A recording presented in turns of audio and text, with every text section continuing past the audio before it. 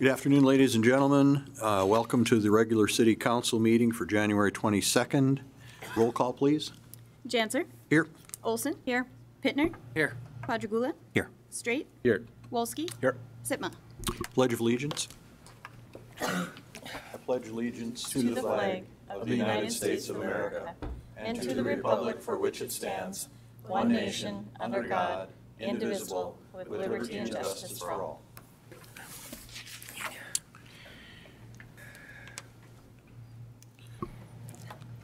Item 3 on our agenda is personal appearances. Personal appearances is an opportunity for anyone to visit with the council about any item that is not on our agenda tonight. Is there anyone here to make a personal appearance? Anybody here? Okay, seeing none, we will move on. Section 4, or item 4, is a consent agenda. I would draw your attention to the new formatting for this. I have already been asked to pull items 4.5 and 4.9 for individual discussion in this section. Is there anybody who would like anything else pulled in that section? Seeing none, is there a motion on the remaining items? Alderman Olson? I would move approval on the remaining items. Second. Seconded by Alderman Pittner. Any discussion? Call the roll. Olson. Yes. Pittner. Yes. Padragula. Yes. Straight. Yes. Wolski. Yes. Janser. Yes. We'll move then to item 4.5, which is the industrial wheel loader. This is project number 4412. Is there a motion? So moved. Moved by Padragula. Second. Seconded by Alderman Straight. Discussion. Alderman Padragula. The concern I had was that we're being asked to reject the bids, and apparently that was because of some unforeseen exigency or circumstance in terms of having an out-of-city bidder give the low bid. I'm glad that city staff caught this, but unfortunately I see this as another example of, from my point of view, our need to tighten up on procurement and contracting practices. It seems like every few months we have to reject bids. That's inconvenient to the people who are bidding. That's inconvenient to staff who have been trying to get a project going, ultimately the citizens if they're impacted. And I think this is an example, again, from my point of view, of how we could maybe tighten things up. And I'm glad that, we are learning from this experience, but again, this keeps coming up every few months. So I just would encourage the city administration to maybe put a little bit more attention on that issue. Thank you. Okay. Alderman Wolski, you had a comment? President Janser, thank you. I would echo Alderman Padragula's comments. We've had this discussion about at least allowing ourselves a clause to consider local providers versus out-of-town providers. A project this expensive, there's certainly a value. It's hard to quantify it, but I think we need to have this in our bid packages that we want the opportunity to at least consider local providers. There was another issue kind of related to just the procedural piece of how we determined the price on this, Jason and Dan. I'll just share the comment, but some of the math didn't align up for me on this. So when we have these packages that are a little more complicated in terms of the cost of ownership, I would appreciate maybe some steps to how we got to that particular end number to help evaluate that. The reason I bring it up is because I thought I had it figured out, but the math didn't add up for the method that I thought was appropriate. So I'd like to see that in the future. Alderman Straight. Thank you, Mr. Janser. I guess, Mr. Jonason or Jason, could I ask you a couple of questions?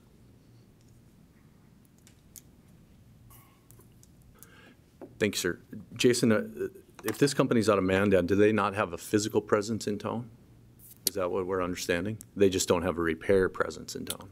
Alderman Janser, Alderman Straight, that's correct. They're out of Mandan. They don't have a local service center. Okay.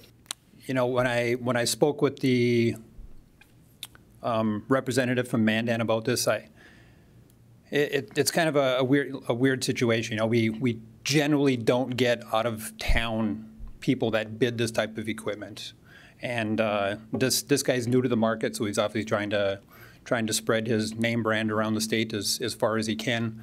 You know, I have no reason to believe that he couldn't perform, you know, during the 5-year warranty period.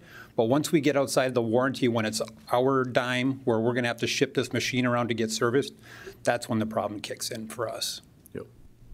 I appreciate that, because I just needed the kind of the clarification. I think we all recognize it's pricey and costly for the repairs. It concerns me a little bit that it wasn't stated as such in the initial application, and I know that was stated in the memo that we received, that we're going to tighten that up. But it's the frustration that the public has with us, that we solicit the bid, we get it, here's the low bid. I'll get an email tomorrow morning about this. I already can queue it up. Everybody up here will. And now we've kind of, we're happy, but we're not. And the appearance that we're changing the goalpost kind of midstream, I understand your justification just fine. I think it's something that I really want you to be aware of, that this is how the optics are. So for what that's worth, Mr. Janser, thank you. Okay, thank you. Appreciate it. Public Works Assistant Director. I guess just to fill in the blank for you, Alderman Wolski, so the total cost of ownership, it's the 5 lease payments plus the buyout. That's how we calculate that number. Okay. And I think that was the one where the number I saw didn't quite add up to. Mr. Johnson, one brief continuation here. Jason, is there a place in this conversation when we're evaluating a product like this to consider the value of the equipment at the end of the lease period, in terms of if we wanted to turn it over to the market? Does one of these machines carry a higher, residual value at the end of that than the others? And should we be thinking about that in this equation? Alderman Janser, Alderman Wolski, that definitely comes into play. A CAT machine generally brings good money on resale. The low bidder machine, I don't have a lot of experience with, so I don't know that for sure. The markets are kind of finicky sometimes, and depends on where you're trying to resell a piece of equipment. Might bring, more for one versus another. So that's really subjective. I appreciate that completely. Like I said, I think these are complicated decisions, more complicated, I think, than they appear at first and quick looks. But I think that's a potential issue that, or a potential factor, I should say, that I think we maybe want to consider. So, okay. Thank you. Thank you very much. Any further discussion? Further discussion? Seeing none? Let's vote. Call the roll, please. Padragula? Yes. Straight? Yes. Wolski? yes. Janser? Yes. Olson? Yes. Pittner? Yes. Motion carried. That takes us to item 4.9. This is the approval for the release of Deborah Carpenter from a promissory note. Is there a motion? Move approval. Moved by Alderman Olson. Second. Seconded by Alderman Straight. Discussion. Alderman Straight. Thank you, Chairman Janser. I guess I just pulled this for the statement that these are the types of things that worry me the most about what's going to happen in the continuation through town. Is this is a woman who clearly has had to make a choice of, am I going to pay my medical bills or am I going to pay my flood insurance? And I guess for me, it's heart-wrenching, and it's also, I wanted to pull it just for city staff to be aware of how we spend money and how we look at budgets and how we're going to go forward, because folks on the east side of Minot, as we start working that way with flood protection and we see the rising flood insurance rates, this is my concern, Chairman Janser. So that's why I wanted to pull it, because it's heart-wrenching. So thank you, sir. Okay, thank you for those comments. Further discussion? Seeing none, call the roll. Olson? Yes. Pittner? Yes. Padragula? Yes. Straight? Yes. Wolski? Janser? Yes. That completes Section 4. We are now on to Section 5, action items. I have been asked to pull 5.3, 5.4, and 5.5. Is there anybody who would like any of the other items pulled in this section? Alderman Wolski. Give me just a minute. I thought we would be taking these individually, so I wasn't prepared to, Okay. just a second. Do you need a minute?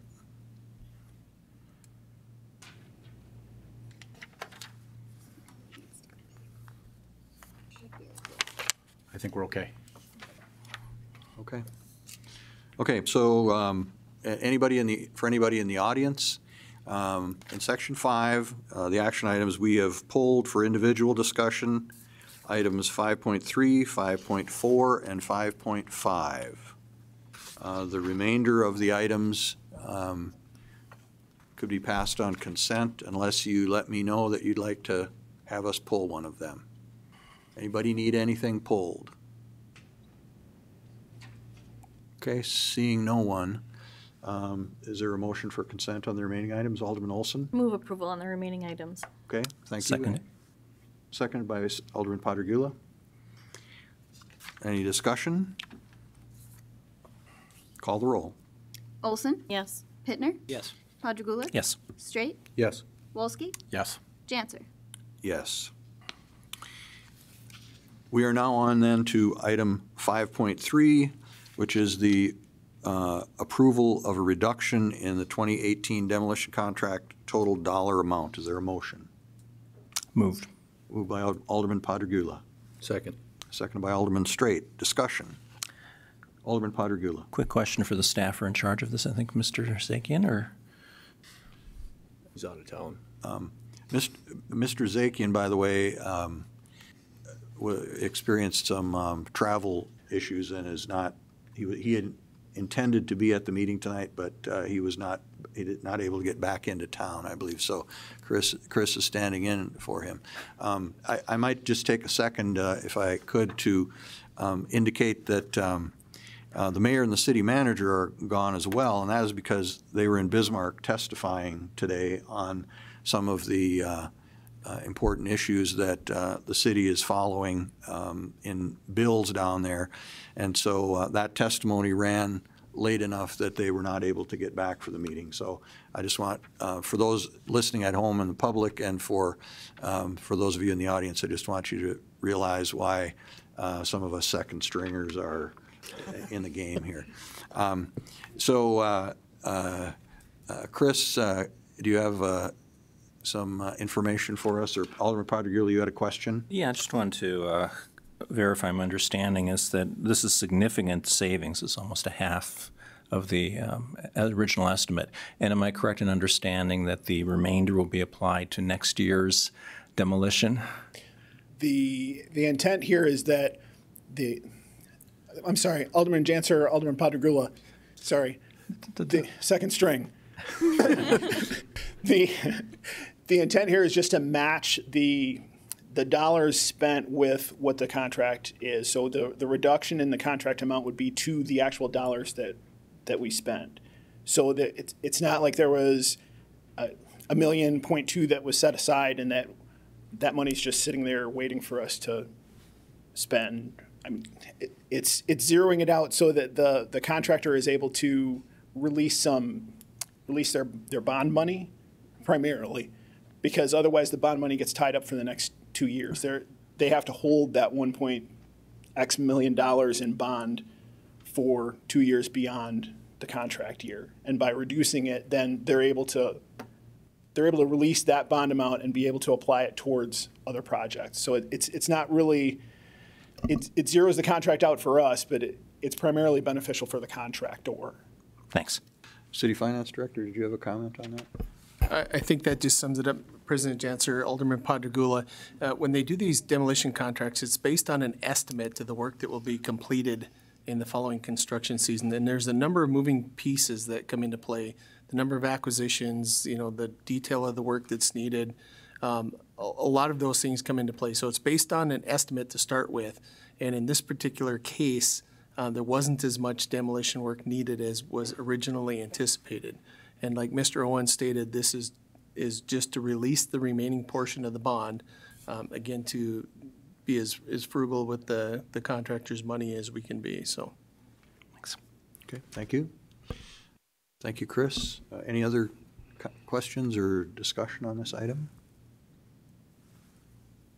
Okay, thank you very much. Seeing no further discussion, Kelly, please call the roll. Padragula. Yes. Straight. Yes. Wolski. Yes. Janser. Yes. Olson. Yes. Pittner. Yes. Motion carried. Item 5.4 is the CDBG NDR planning funds for a downtown wayfinding site strategy or system. Is there a motion? So moved. Moved by Alderman Wolski, seconded by Alderman Pittner. Discussion. Alderman Wolski. President Janser, thank you. I would say I enthusiastically support this particular item. Wayfinding, signage, a lot of different language we can use to describe what we're doing, but it's a seemingly little thing that I think will have a fairly significant positive impact on attitudes and the general environment downtown. So I appreciate this being brought forward. I think it's timely. I think it's a small incremental step towards the direction we want to go.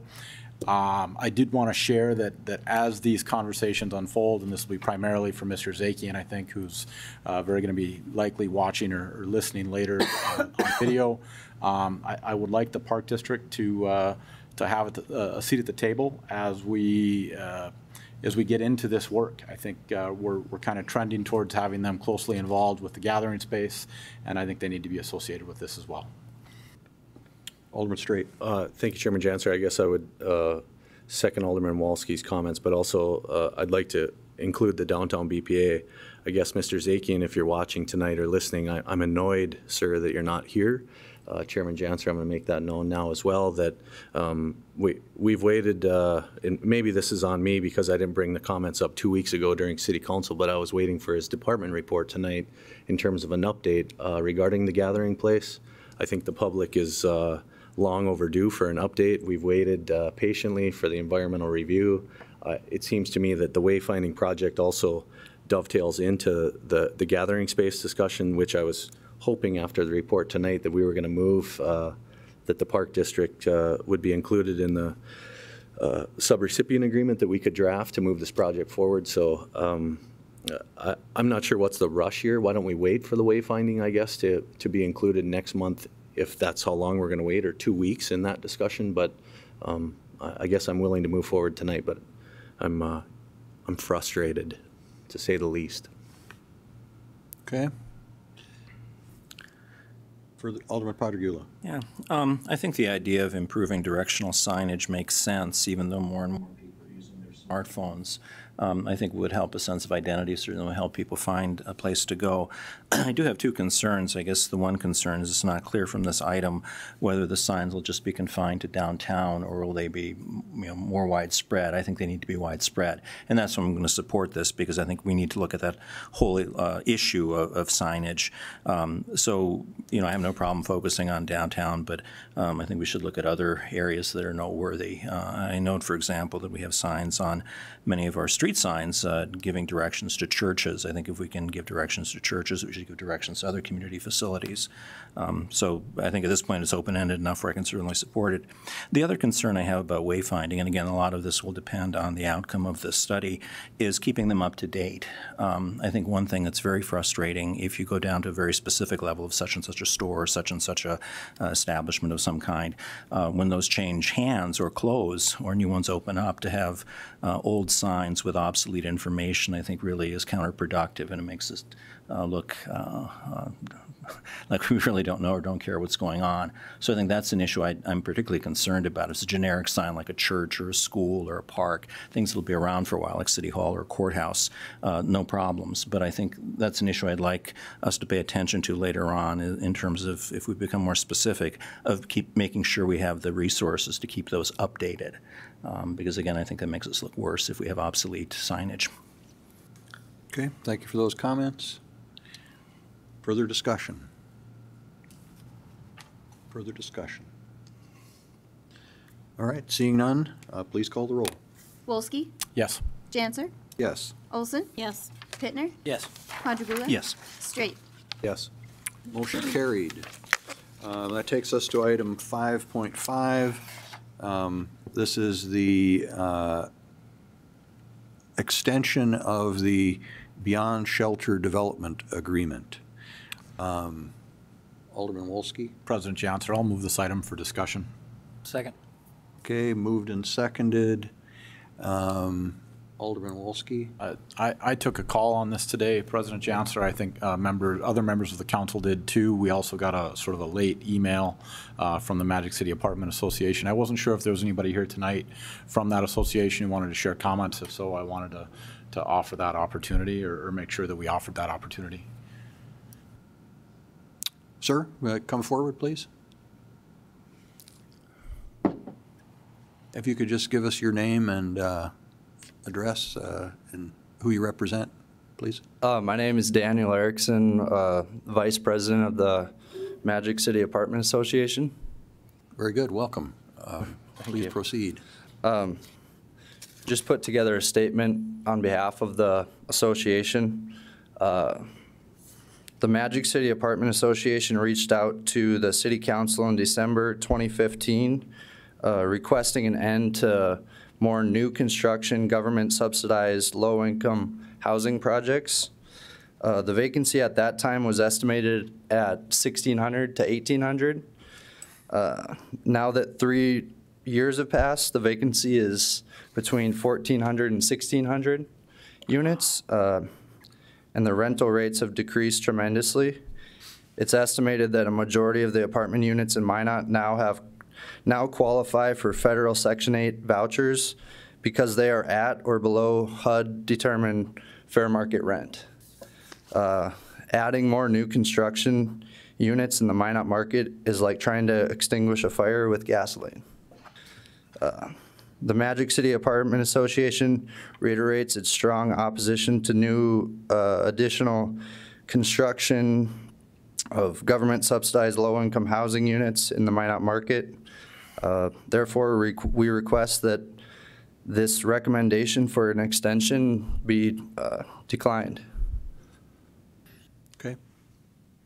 Any questions for Mr. Erickson? Alderman Straight.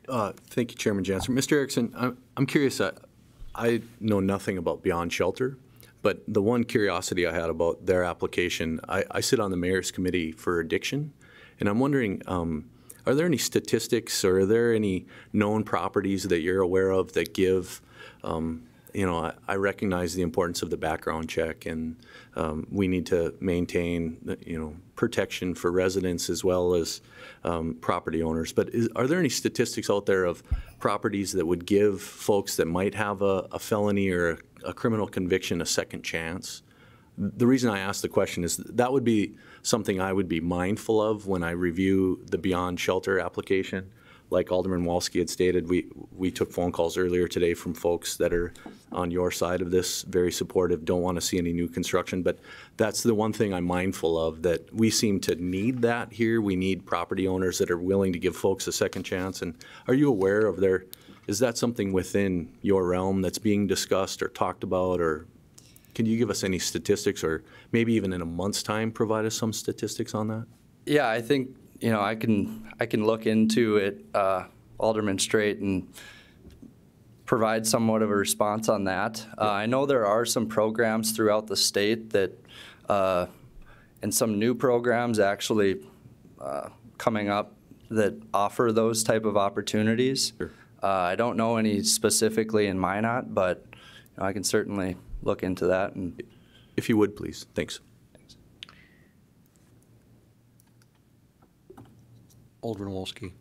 President Jansen, thank you. Mr. Erickson, I appreciate your comments. I appreciate you sharing them publicly here tonight. Obviously, you've heard that Mr. Zakian is not in attendance. I know that if he were here, he would probably have some comments to share in light of the larger details associated with this item. President Jansen, in light of Mr. Zakian's absence, I would move that we table this item until our next meeting. Okay, there's motion to table. Second. Seconded by Alderman Patergula. Discussion.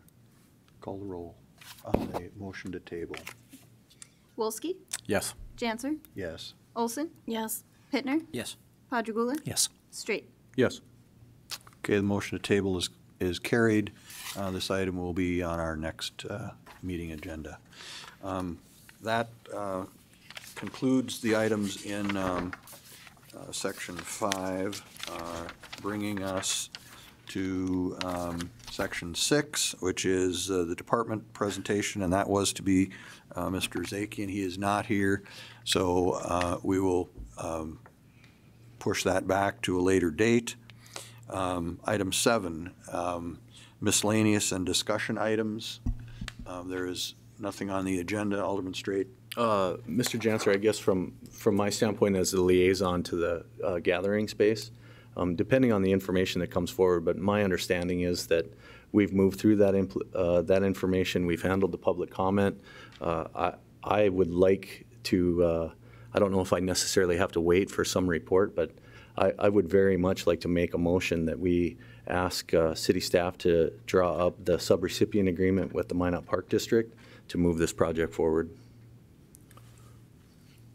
Okay, that's a motion. I guess. I'll second. Seconded by Alderman Padergula. Okay. Discussion? Alderman Wolski. President Janser, thank you. Alderman Straight, I appreciate the frustration. I do. I think I'm very much in the same boat, but I guess I'm a little uncomfortable advancing this tonight without the larger details, without seeing Mr. Zakian here.